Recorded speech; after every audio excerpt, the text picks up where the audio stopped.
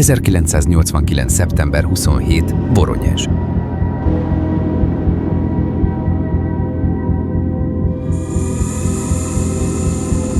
...1989 őszén a Szovjetunióban, Voronyezs városában állítólag egy egészen bizarr találkozás zajlott le emberek és földön kívüliek között. A helyi parkban játszó gyerekek és a közelben várakozó felnőttek egy különös jelenség szemtanúi lettek, amely azóta voronyezsi UFO incidens néven vált ismertté. 1989. szeptember 27-én este, nagyjából 18 óra 30 perckor, Voronyezs egyik lakónegyedének parkjában több gyerek éppen focizott. Néhány szülő és járókelő pedig a közeli buszmegállónál várakozott. A békés őszi estét egyszer csak egy rejtélyes égi jelenség zavarta meg. Előbb egy rózsaszínes derengést láttak felvillanni az ég alján, majd felbukkant egy mélyvörösen izzó gömb, amely körülbelül 3 méter átmérőjű volt. Ahogyan egyre lejjebb ereszkedett, kivehetővé vált egy ragyogó vöröses objektum, ami körülbelül 10 méter átmérőjű volt. A ragyogó vöröses objektum körözött a levegőben a park felett, mintha keresne valamit, aztán hirtelen eltűnt a szemtanúk szeme elől.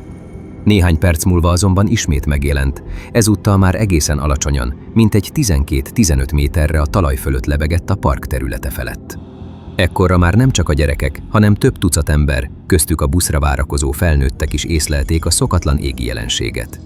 Mindenki döbbenten figyelte a lebegő világító korongot, amely halk duruzsoló hanggal leereszkedett, majd leszállt a park füves területén.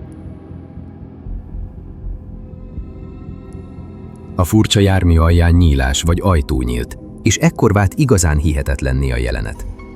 A szemtanúk állítása szerint ugyanis a leszálló objektum belsejéből több humanoid lény lépett elő. Az alakok jóval meghaladták egy ember méretét, közel 3 méter magasak lehettek, vaskos testfelépítésűek, és mozgásuk nehézkes, döngőjárású volt. Testüket fénylő, ezüstös színű, szkafanderszerű overall borította, lábukon bronzszínű csizmával. Fejük aránytalanul kicsi volt a termetükhöz képest, nyakuk szinte nem is látszott. Ami a legkülönösebb, 3 világító szem volt a fejükön, 2 szemük a szokott helyen, amelyek fehéres fényt árasztottak. A harmadik szem pedig a homlok közepén ült, vörösen izzott, és állítólag folytonosan körbeforgott, mintha valamilyen radar lenne. A járműből elsőként egy ilyen óriási 3 szemű alak bújt ki, majd további 2 társa követte, végül pedig egy robotra emlékeztető szerkezet is. A robot embernagyságú, dobozformájú gép volt, előső részén nyomógombszerű mintázatokkal, mintha egy irányítópanel lett volna rajta. Az egyik idegen a jelek szerint megnyomott egy gombot a robot mellkasán, mire az életre kelt, és mechanikus léptekkel követte a lényeket a parkban.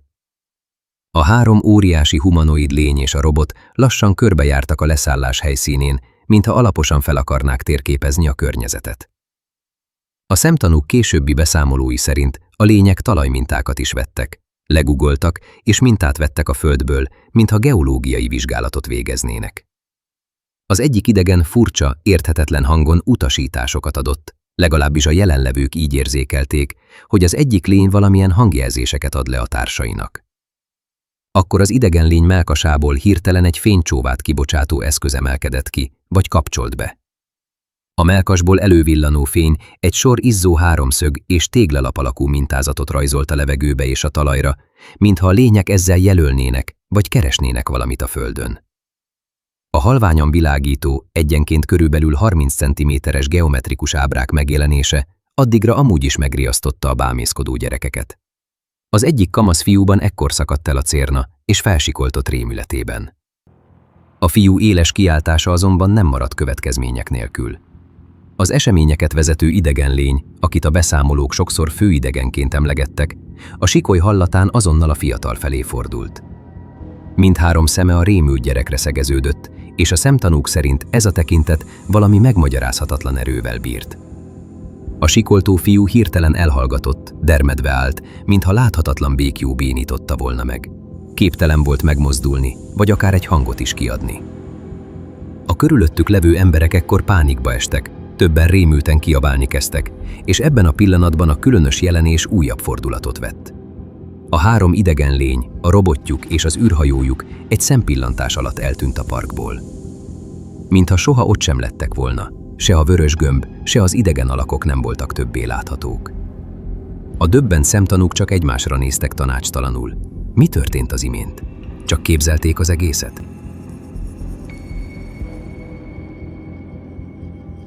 Alig 5 perccel később azonban újra felragyogott a vörös fény, és ugyanazon a helyen a semmiből ismét előtűnt az imént eltűnt UFO a 3 idegennel és a robottal együtt.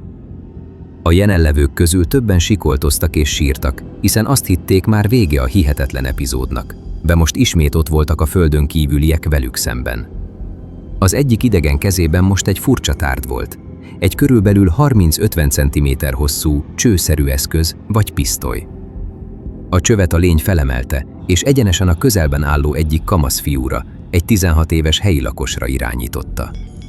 Mielőtt bárki reagálhatott volna, a szerkezetből fénysugár csapott ki a fiú felé, aki ennek hatására egyszerűen köddé vált a többiek szeme láttára. A tinédzser nyomtalanul eltűnt, társai sikoltozni kezdtek, és teljes pánik lett úrrá a parkban. A 3 óriás idegen és a robot ekkor, mintha elégedettek lettek volna bemutatójukkal, visszavonult az űrhajóba.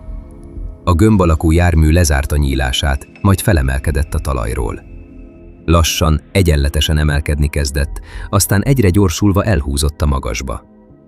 Ahogy a vörös gömb eltávolodott és kialudt a fénye az égbolton, a korábban eltűnt 16 éves fiú váratlanul újra megjelent, mintha semmi baja nem esett volna. Az ifjú zavarodott volt és megrémült, de testi sérülés nem érte. Az elképesztő jelenetsor ezzel véget ért. Az idegen látogatók végleg távoztak, a kis park újra sötétbe borult, a földi halandók pedig magukra maradtak a hihetetlen élménnyel. A parkban tartózkodók, főként a gyerekek, sírva, sokkos állapotban szaladtak haza, és azonnal elmesélték, mit láttak. Eleinte nehéz volt elhinni a történetüket, hiszen annyira fantáziadúsnak és ijesztőnek hangzott. Ám hamar kiderült, hogy többen ugyanazt adták elő, lényegében megegyező részletekkel. Összesen mintegy 20-30 szemtanú, köztük legalább egy tucat gyerek és számos felnőtt, állította, hogy látta a különös vörös űrhajót, és a gyerekek egy csoportja az idegen lényekkel való találkozást is átélte. Ráadásul nem sokkal később előkerült egy rendőrségi szemtanú is. Szergej A. Matvejev, a Voronyezsi körzeti rendőrkapitányság egyik járőrtisztje szolgálatban volt a környéken, és elmondása szerint ő is látott egy objektumot repülni az égen azon az estén. Ugyan ő magukat, az idegen lényeket nem pillantotta meg, de a leírása egybecsengett a gyerekek által látott UFO-val. Később azt nyilatkozta. Először azt hitte, káprázik a szeme, vagy túl fáradt, de hiába dörzsölte meg a szemét, a jelenség nem tűnt el. Arra gondoltam, manapság bármi lehetséges, mondta Matvejev, utalva rá, milyen hihetetlen volt számára is a látvány. Mindezek fényében a hír gyorsan terjedni kezdett a városban, és rövidesen a hatóságokhoz, illetve a sajtóhoz is eljutott. A birodalom ezúttal nem vágott vissza, pedig a jövevények legalább olyan vakmerő szemtelenséggel szálltak le Voronyezs egyik parkjában, mint annak idején Matthias Rust a Vöröstéren. Ha lehet hinni a Szeveckaja Kultúra című lapnak, úgy szeptember 27-én este furcsa, harmadik típusú találkozások zajlottak le az oroszországi Voronyezsben futballozó fiúk, néhány járókelőn, meg egy 3 szemű űrlény között. A helyszíni beszámoló arról tudósít, hogy egy bíbor színű, világító gömbben érkezett, amint egy 3 méter magas űrlény, kíséretében egy robottal. Az UFO először földközelben lebegett, felderítette a terepet, majd leszállt, és az űrlény, akinek bronzszínű csizmáját minden szemtanú jól megjegyezte, hát hiába külföldi áru, egy pisztolyhoz hasonló csővel az egyik bámészkodó kisfiút előbb eltüntette, majd ismét elővarázsolta, később angolosan távozott. A Szeveckaja Kultúra szerint az ügyben nem is ez a meglepő, hanem az, hogy minden szemtanú gyakorlatilag azonosan írta le a történteket. Azt nem tudom megítélni, hogy igaz-e az újabb UFO történet vagy sem, de egy biztos. A 3 szemű űrlény jobban teszi, ha nem tér vissza, ugyanis megsértette a külföldiek itt tartózkodását szabályozó, szigorú szovjet törvényeket. A voronyezsi UFO incidens hamar a címlapokra került, és a szovjet hatóságok is kénytelenek voltak foglalkozni vele. A TASZ hírügynökség 1989-ben került a címlapokra. Október 9-én kiadott tudósítása világ szenzációvá dagasztotta az esetet, azt állítva, hogy tudósok megerősítették, valóban leszállt egy ismeretlen repülőtárgy a Voronyezsi parkban.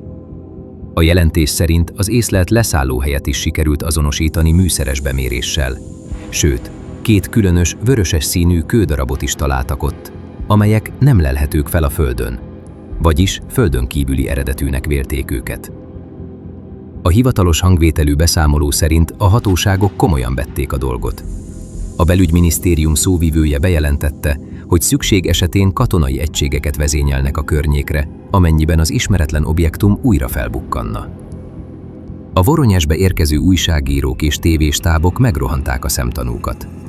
A szovjet televízió reggeli műsorában, a 120 perc című programban például hosszasan foglalkoztak a témával.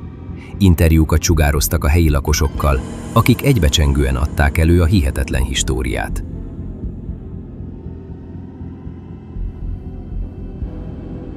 ...1989. szeptemberében valami történt a Moszkvától mintegy 200 mérföldre délre fekvő Voronyezs városában, ami felkeltette a világ sajtó figyelmét.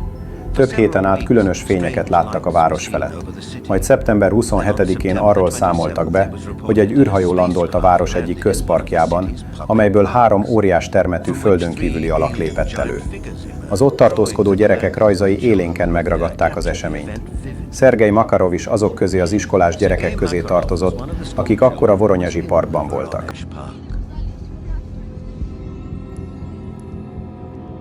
Emlékszem, hogy tömeg gyűlt össze a hely körül. Mindenki félt, mindenki elsápadt. Teljesen meg voltam döbbenve. Denis Buzsenko szintén azok közé a fiúk közé tartozott, akik azon a napon 1989. szeptemberében a parkban voltak. Láttam ott néhány nyomot, és egy furcsa férfit is. Külsőre olyan volt, mint bármelyik másik ember, csak éppen hatalmas termetű. Egy pillanattal később hirtelen eltűnt. Egy pillanatig sem kételkedtem abban, hogy az UFO és az óriások léteztek, mert láttam őket. De néha, amikor visszagondolok rá, az egész inkább egy tündérmesére emlékeztet. A lények elkezdtek előjönni. Nem hasonlítottak túlságosan az emberekre. Sokkal magasabbak voltak az embereknél. Volt válluk, de fejet nem láttam. Sétáltunk. Körülnéztünk, és megláttuk ezt a gömböt. Egy ragyogó, szivárványosan pulzáló gömböt. Odafutottunk a kapuhoz, odaértünk, majd megálltunk. Ott lebegett. Hol volt az objektum? Itt. Repült, majd egy nyárfa magasságában megállt, és ott lebegett. Melyik nyárfánál? Ott annál. Pontosan a fa tetejének magasságában? Itt. Nos, valahol ott. Látod? Látod azt a lámpát az oszlopon?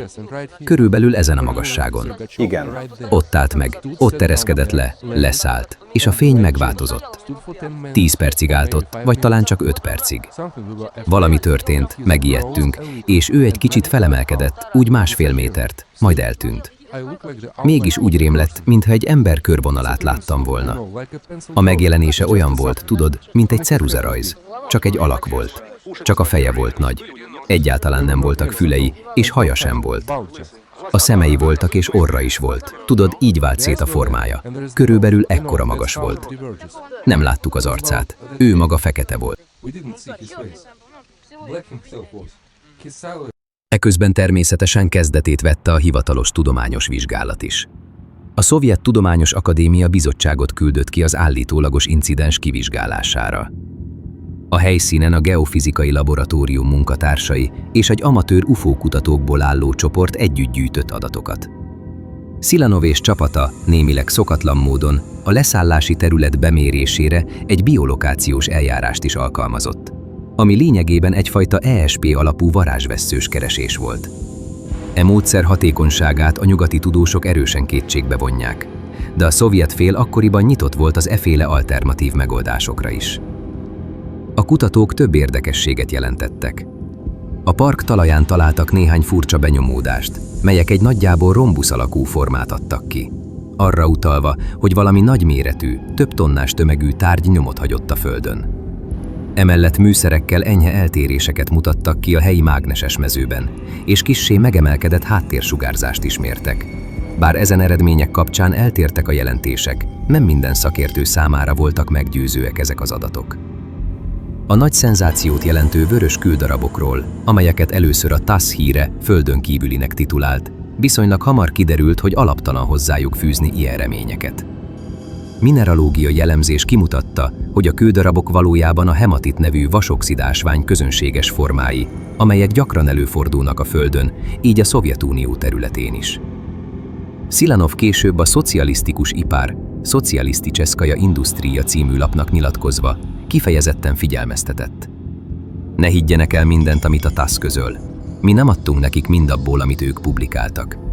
Vagyis utólag azt állította, hogy a TASZ jelentése túlozhatott, illetve olyan elemeket is beletett, amit tőlük hivatalosan nem is hallott.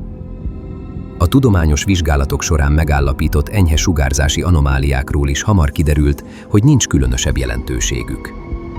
Igor Mszarotyev, a Voronyezsi Egyetem rektorhelyettese elmondta, hogy a talajban talált csekély mértékben magasabb rádióaktív cézium izotóp szintje nem rendkívüli.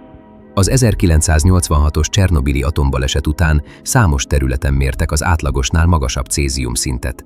Így ez önmagában nem bizonyít semmit. Hozzátette.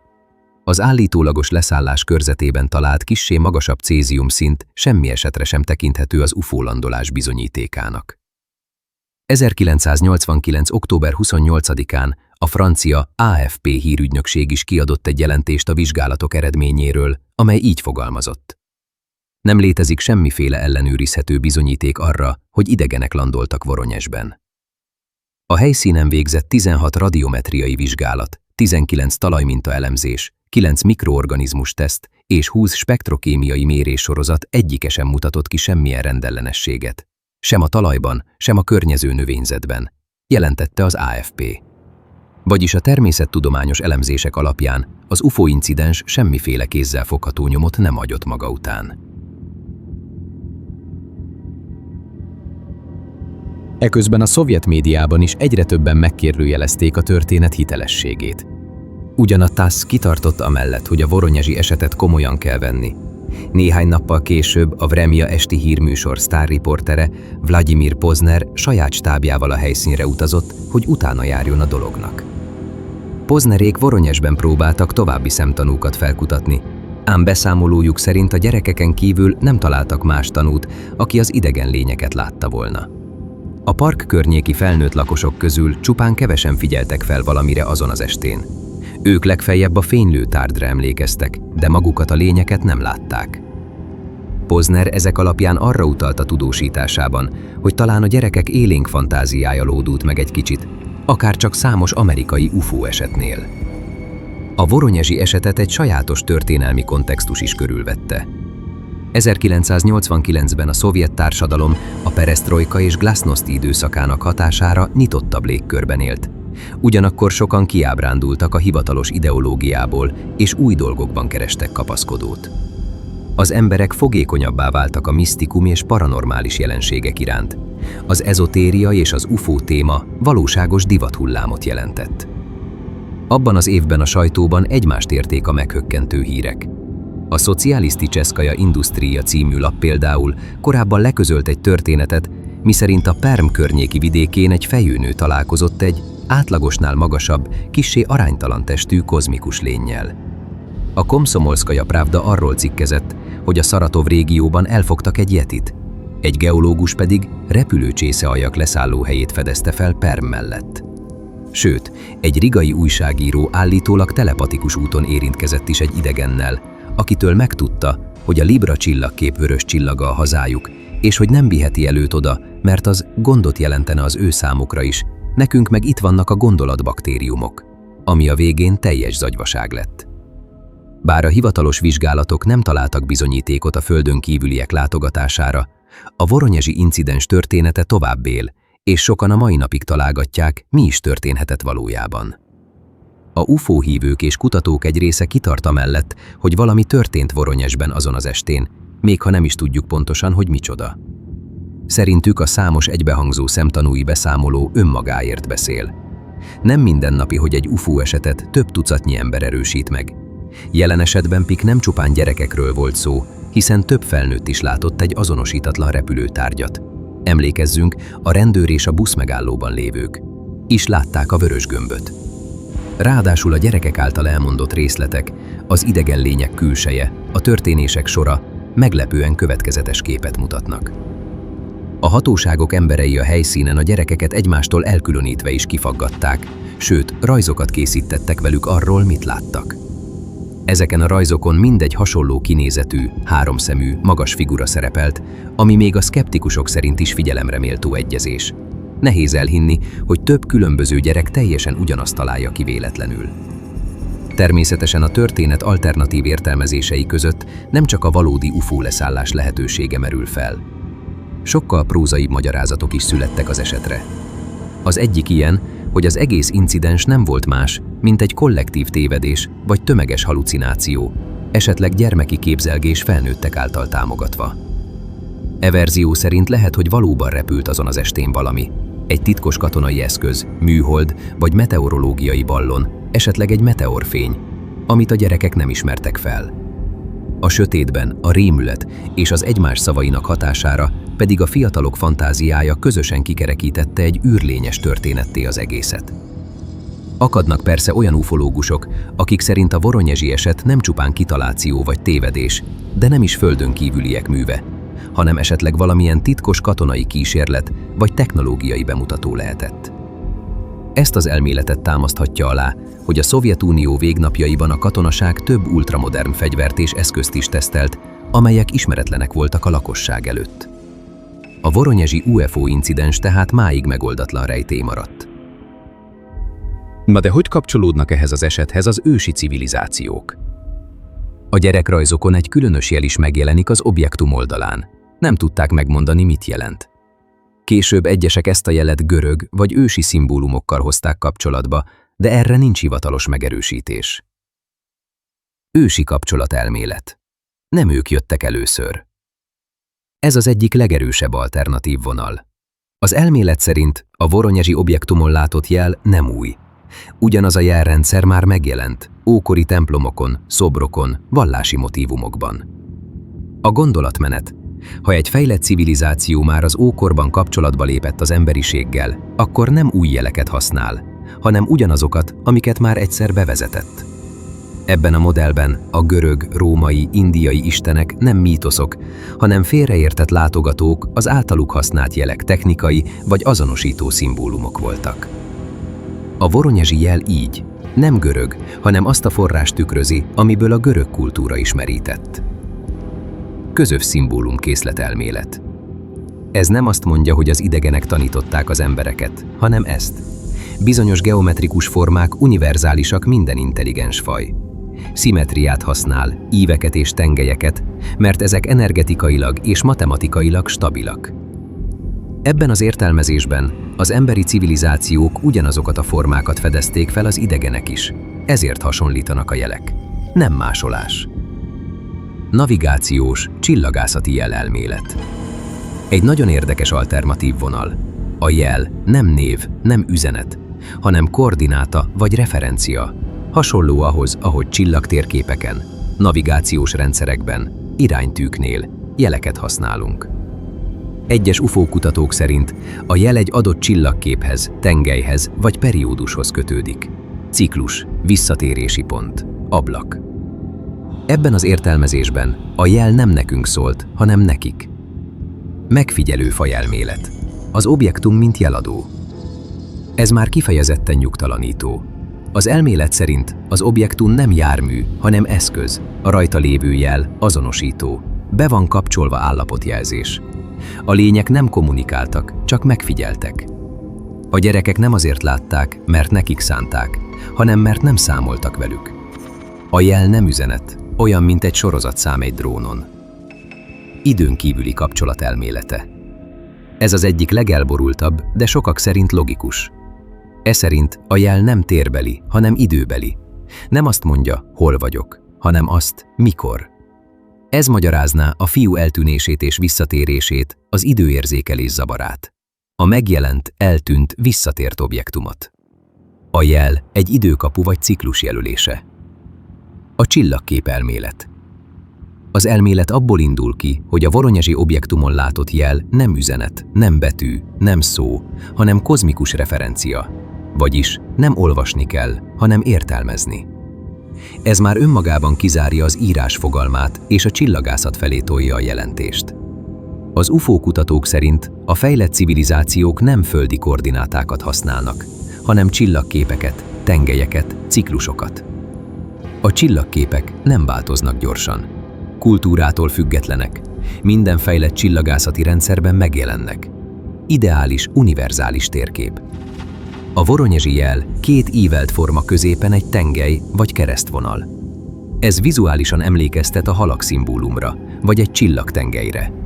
Két objektum között nem azt mondják, hogy ez a halak, hanem ez hasonló ahhoz, ahogy az ember a halakat ábrázolja. Az alternatív elmélet szerint a halak átmeneti korszakot jelöl, ciklusváltást, időkaput. Az asztrológiai rendszerekben sok ősi kultúrában a halak az új korszak kezdete vagy kapu az isteni és emberi világ között. Ezért az UFO kutatók egy része úgy véli, a jel nem helyet, hanem időszakot jelöl. De van még itt valami. Az egyik alternatív elmélet szerint a voronyezsi objektum nem véletlenszerűen érkezett, és a rajta látott jel nem díszítés volt, hanem egy kozmikus utalás. Ez szerint a jel egy olyan csillagtérségre mutathatott, amelyet mi a halak csillagképként ismerünk. Fontos megérteni, a halak csillagkép nem egyetlen csillag vagy bolygó, hanem egy hatalmas égbolti régió. Ebben a térségben számos naphoz hasonló csillag található, és a modern csillagászat szerint az ilyen csillagok körül gyakran alakulnak ki bolygórendszerek. Ezek közül sok még nincs feltérképezve, mert jelenlegi műszereink csak a közeli vagy kedvező helyzetű rendszereket képesek részletesen megfigyelni. Egyes asztrofizikai modellek szerint a lakható bolygók nem ritkák, csak nehezen észlelhetők.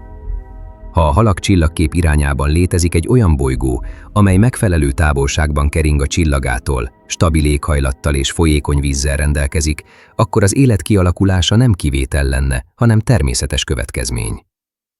Ebben az elméletben az idegen civilizáció nem feltétlenül humanoid módon fejlődött, de technológiai szinten messze meghaladhatta az emberiséget. Egy ilyen fejlett faj számára a csillagközi utazás nem feltétlen fizikai távolság leküzdését jelenti, hanem téridő manipulációt, ciklikus átjárókat vagy rövidített útvonalakat, olyan megoldásokat, amelyeket mi még csak elméleti szinten értünk. Így a voronyezsi jel nem azt közölte, hogy kik ők, hanem azt, hogy honnan érkeztek, vagy pontosabban, melyik csillagtérséghez tartoznak. Nem bemutatkozás volt, hanem egy azonosító. Egy olyan információ, amely számukra egyértelmű, számunkra viszont csak akkor kezd értelmet nyerni, ha kozmikus léptékben gondolkodunk. Ebben az értelmezésben a halak csillagkép nem mítosz, nem misztikus jelkép, hanem egy irány az univerzumban, ahonnan egy még ismeretlen, de elméletileg teljesen lehetséges életforma származhat. A sumérok valóban ilyen pontos csillaglistákat vezettek. Ha a halak csillagkép már több ezer éve kiemelt jelentőséggel bírt, és ha ugyanazok a jelek térnek vissza ősi táblákon és modern UFO esetekben, szerinted ez csak véletlen? Lehet, hogy az ősi civilizációk többet tudtak az égről, mint amit ma elismerünk? És mi van, ha ezek a jelek nem mítoszok, hanem egy elveszett tudás nyomai? Szerinted csak a gyerekek fantáziája az egész eset? Írd meg a véleményed kommentben. Kíváncsi vagyok, te mit gondolsz? Ha tetszett a videó, iratkozz fel a csatornára, oszd meg azokkal, akiket érdekelnek a földön kívüliek, az ősi rejtélyek és a tiltott kérdések, és ne felejtsd el megnézni az előző részeket is. Ha pedig szeretnéd támogatni a csatornát, ezt csatornatagsággal megteheted. Köszönöm, hogy itt voltál, és találkozunk a következő videóban.